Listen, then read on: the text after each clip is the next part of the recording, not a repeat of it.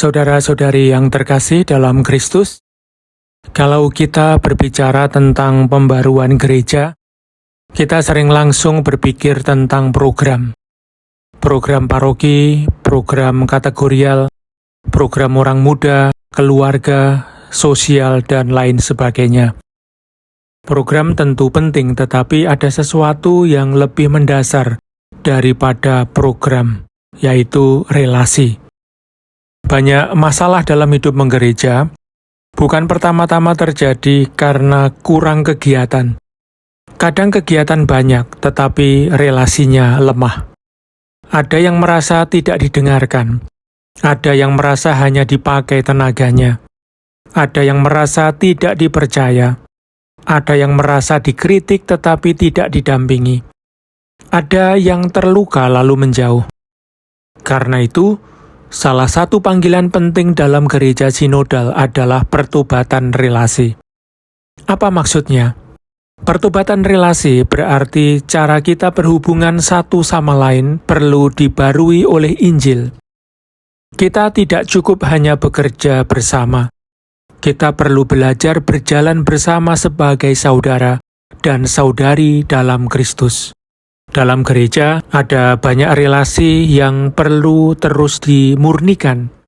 Relasi antara gembala dan umat, relasi antara imam dan dewan pastoral, relasi antara pengurus dan umat lingkungan, relasi antara generasi muda dan generasi tua, relasi antara laki-laki dan perempuan, antara gereja dan kaum miskin, antara gereja dan masyarakat, dan terlebih relasi antara manusia dan ciptaan. Gereja sinodal mengajak kita keluar dari pola relasi yang terlalu administratif atau sekadar fungsional. Umat bukan hanya tenaga kegiatan. Pengurus juga bukan hanya pelaksana instruksi. Imam bukan hanya pengambil keputusan. Orang muda bukan hanya pengisi acara. Kaum miskin bukan hanya penerima bantuan. Setiap orang adalah pribadi. Setiap orang membawa pengalaman. Setiap orang memiliki martabat. Setiap orang bisa menjadi tempat Roh Kudus berbicara. Maka, relasi sinodal membutuhkan beberapa sikap. Pertama, kerendahan hati. Kita perlu mengakui bahwa tidak seorang pun memiliki seluruh kebenaran sendirian. Pemimpin perlu mendengarkan umat. Umat perlu mendoakan dan mendukung pemimpin. Yang tua perlu memberi ruang kepada yang muda. Yang muda perlu menghargai kebijaksanaan yang tua. Yang kedua, kepercayaan. Banyak komunitas sulit berkembang karena suasananya penuh curiga. Orang takut salah, takut dikritik, takut tidak diterima. Gereja sinodal perlu membangun budaya saling percaya. Tentu, kepercayaan tidak berarti tanpa tanggung jawab. Justru kepercayaan harus berjalan bersama dengan transparansi dan akuntabilitas. Yang ketiga, keberanian menjumpai yang berbeda. Dalam komunitas, kita sering nyaman dengan orang-orang yang sepemikiran, sehobi. Tetapi gereja sinodal mengajak kita menjumpai yang berbeda. Berbeda usia, berbeda pengalaman, berbeda budaya, berbeda cara berdoa, berbeda pandangan pastoral. Perbedaan tidak harus menjadi ancaman. Dalam Roh Kudus, perbedaan dapat menjadi karunia. Yang keempat, keberpihakan kepada yang kecil. Relasi sinodal tidak boleh hanya terjadi di antara orang-orang yang sudah aktif dan kuat. Gereja perlu bertanya, di mana kaum miskin? Di mana keluarga yang rapuh? Di mana orang muda yang gelisah? Di mana mereka yang pernah terluka oleh gereja? Di mana orang-orang yang selama ini tidak masuk hitungan? Saudara-saudari terkasih, mari kita ambil contoh sederhana. Dalam sebuah paroki, rencana kegiatan tahunan biasanya disusun oleh para pengurus.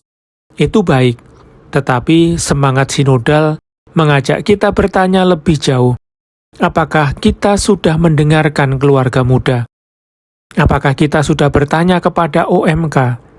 Apakah kita tahu kebutuhan lansia? Apakah kita mendengar umat yang tinggal jauh dari pusat paroki? Apakah orang miskin dilibatkan hanya sebagai penerima bantuan atau juga sebagai saudara-saudari yang suaranya juga penting?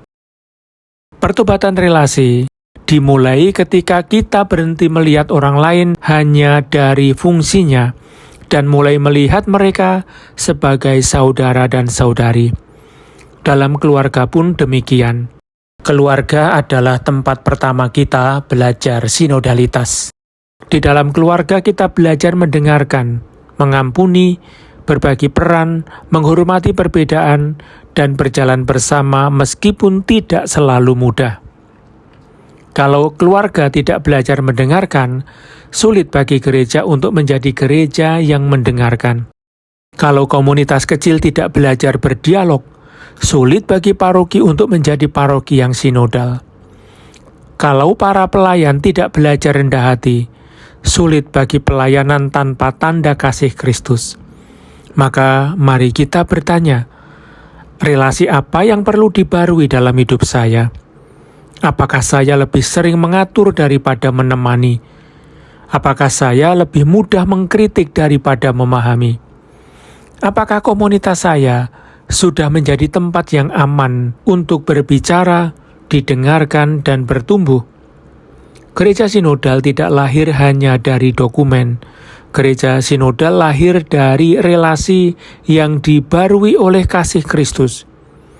Pada episode berikutnya, kita akan membahas bagaimana gereja mengambil keputusan secara sinodal. Bagaimana mendengarkan, berdialog, dan melakukan discernment dapat membantu gereja membuat keputusan yang lebih matang dan misioner. Terima kasih atas perhatiannya. Tuhan memberkati.